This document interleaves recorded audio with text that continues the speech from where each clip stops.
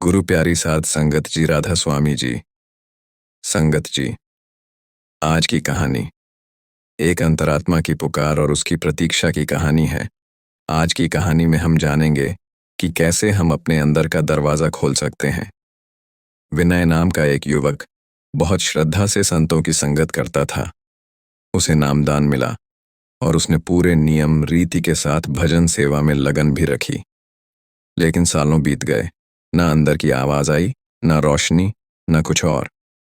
वो कभी कभी रोते हुए प्रार्थना करता, हे मालिक, क्या मैं अयोग्य हूं? सबको कुछ न कुछ मिला, मुझे क्यों नहीं? एक रात वह बहुत दुखी होकर सो गया। सपने में वह खुद को एक विशाल किले के सामने खड़ा पाता है। किले का दरवाजा बंद है और वो बार बार उसे खटखटा रहा है, पर कोई जवाब नहीं।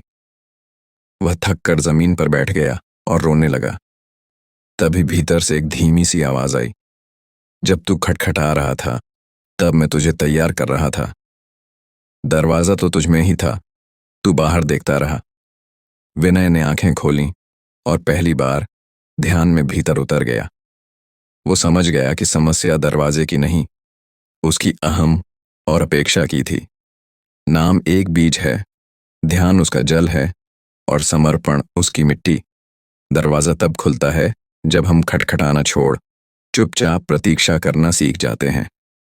संगत जी, ये कहानी सुनकर आप सबको पता चल गया होगा कि सरगुरु हमें क्या समझाना चाहते हैं। हम नामदान लेके ये सोचते हैं कि सब कुछ जल्दी जल्दी हो जाए।